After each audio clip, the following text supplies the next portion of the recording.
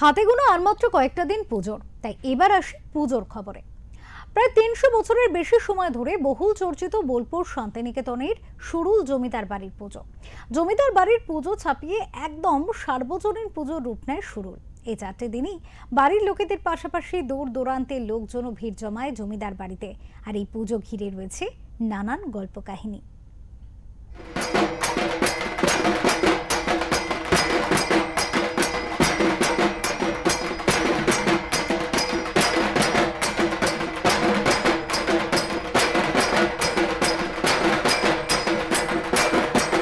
বীরভূমের জমিদার বাড়ির পুজোগুলির মধ্যে অন্যতম নাম রয়েছে বোলপুর শান্তিনিকেতনের সুরুল জমিদার বাড়ির পুজো।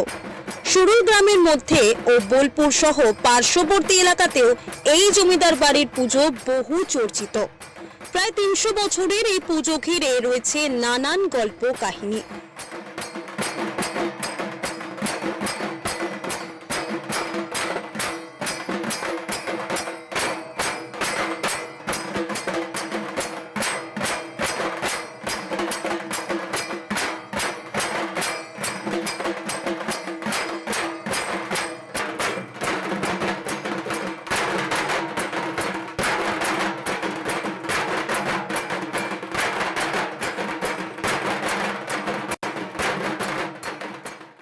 মফস্বলে এরকম প্রতিমা সত্যি দর্শন পাওয়া যায় না।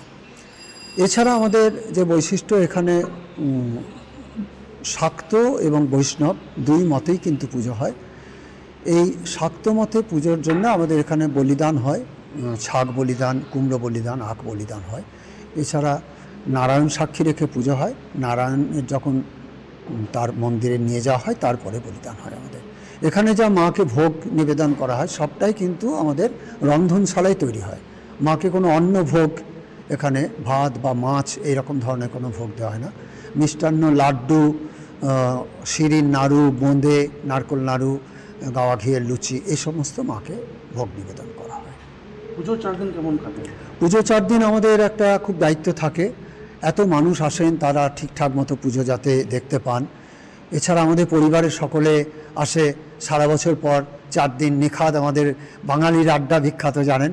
সমস্ত আমরা গল্প করি নিজেদের মধ্যে।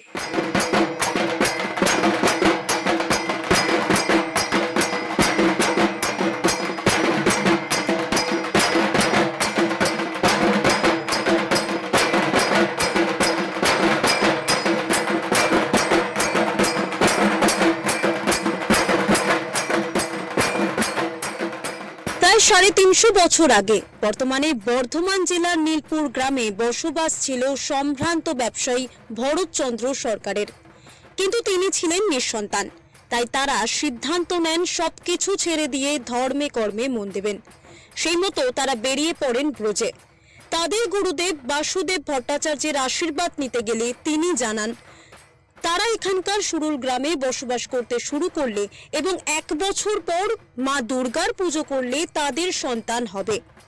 পুজোর ফলও মেলে দৈব রূপে। 3 সন্তানের পিতা হন ভরতচন্দ্র সরকার। পরবর্তীতে বংশধর শ্রীনিবাস সরকার এই মন্দির নির্মাণ করেন। রানাঘাট থেকে মিস্ত্রিদের আনানো হয়। তারাই মাসিক 3 টাকা মাইনেতে এখনকার মন্দির, কাছারি বাড়ি, বাঁধানো পুকুর ও দালান বাড়ি তৈরি করেন।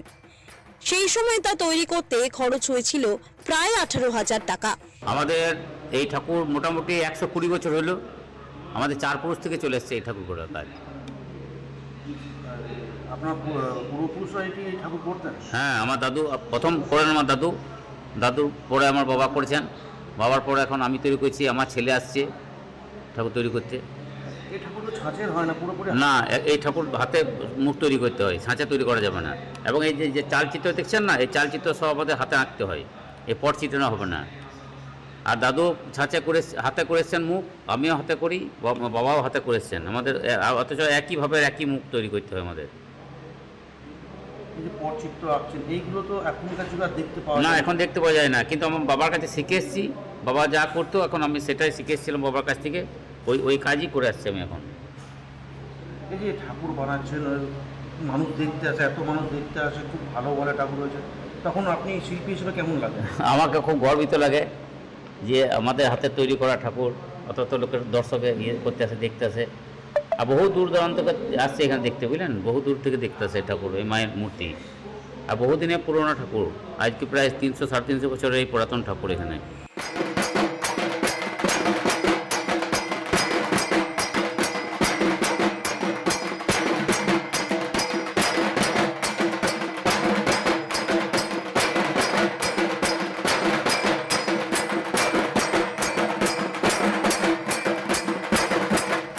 এখনো সেই ঐতিহ্য বহন করে আসছে সুরুলের জমিদার বাড়ির প্রতিটা দেওয়াল।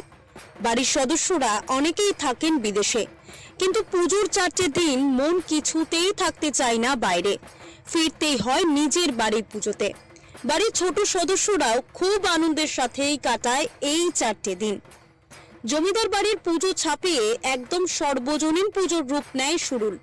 এই 4টে দিনই বাড়ির লোকেদের পাশাপাশি দূর দূরান্ত থেকে লোকজন ভিড় জমায় জমিদার বাড়িতে। বীরভূম থেকে প্রীতম দাসের রিপোর্ট, ওঙ্কার বাংলা।